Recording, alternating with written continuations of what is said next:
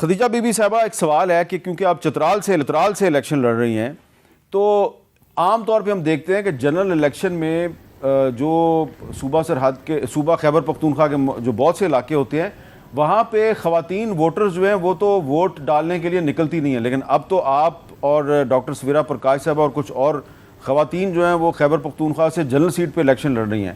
کیا یہ آپ سمجھتی ہیں کہ آپ کے لیے بہت بڑا چیلنج ہے خواتین ووٹروں کو نکالنا؟ اس سلسلے میں کوئی مشکل ہے آپ کے سامنے کہ خواتین ووٹروں کو اگر نکالنے میں آپ کامیاب نہ ہو سکی پھر کیا ہوگا؟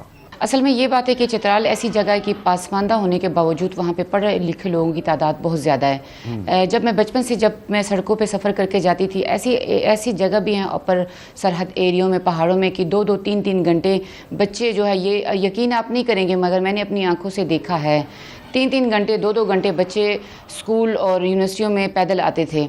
تو اس ٹائم کی میں بات ہوں، اس وجہ سے وہاں پہ بہت زیادہ شور ہے، خاص کر جو اب الیکشن ہم پہلے بھی لڑ چکے ابھی بھی مطلب مسئلے مسائل تھے. تو میں یہی سمجھتی ہوں کہ الحمدللہ شکر چترال جو ہے اس معاملے میں مطلب بہت آگے ہے. وہ چاہتے ہیں کہ ہماری پسماندگی جو ہے وہ دور ہو جائے تاکہ ہمیں کچھ بھی کرنا پڑے. تو میں کہوں کہ چترال میں اس کا جو ہے خواتین آ رہی ہیں، ووٹ دے رہی ہیں کہ ہمیں ہمارا حق ملے.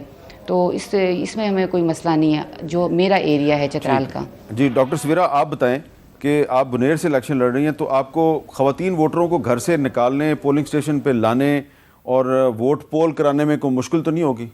انشاءاللہ ہوپ فلی نہیں، کیونکہ جو میل جتنا سپورٹ کر رہے ہیں نا وہ خود مطلب میسیجز بھی وہی میں میرے فادر کے پاس بھی آ کے کہ ہم ایک میل آتا ہے کہتے ہیں ہم پورے گھر کو کے فیمیلز کو لے کے آئیں گے.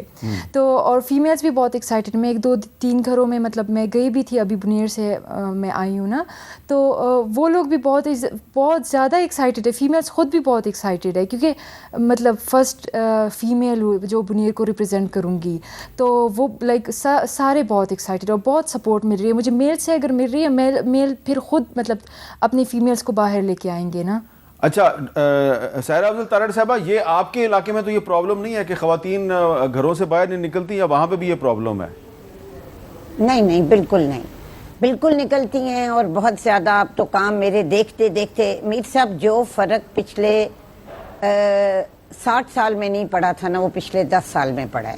اچھا. اور یہ اور تیزی سے پڑھتا جا رہا ہے کیونکہ اویئرنیس بہت زیادہ ہے اسکولوں میں، مطلب لوگوں کو تعلیم کا شعور ہے. لیکن اور خواتین کا باہر نکل ایک ذرا مختلف سوال ہے، کیونکہ آپ نے پہلے بھی الیکشن لڑے ہوئے ہیں. ایک عام تاثر یہ ہے کہ خواتین کے پولنگ سٹیشن پہ دھاندلی کرنی آسان ہوتی ہے، اور دیکھا ہم نے کہ وہاں پہ کوشش کی جاتی ہے دھاندلی کرنے کی.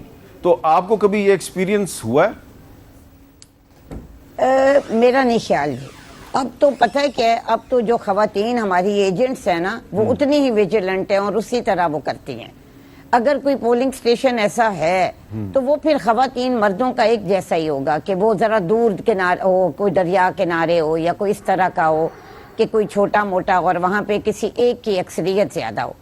باقی دھاندلی کرنے میں نے تو دیکھا ہے کہ ہماری جو خواتین ہیں وہ زیادہ ایگریسو ہوتی ہیں ایز اے پولنگ ایجنٹ. اچھا. تو میں وہ تو آپ کو پتہ ہے جتنی لڑائیاں عورتوں کے پولنگ سٹیشن پہ ہوتی ہیں مردوں پہ نہیں ہوتی. اچھا. کیونکہ زیادہ تر تو وہ خود بہت اگریسولی کرتی ہیں. تو خواتین پولنگ سٹیشن پہ شاید جو ایک وجہ جو آپ کے سوال سے مجھے لگی ہے کہ وہاں پہ چونکہ ہوتی لیڈیز پولیس ہے، اور یہ جو میل جتنے بھی ہوتا ہے اسٹاف جو سیکیورٹی پہ ہوتا ہے پولیس کا ہو یا اور لا انفورسمنٹ، وہ تھوڑا سا اندر جاتے ہوئے اس کو تھوڑی جھجک ہوتی ہے. لیکن اس کے لیے نا حامد میر صاحب، میں ہمیشہ بڑی دفعہ عورتوں کی بات ہوئی، ویمن امپاورمنٹ کی بات ہوئی.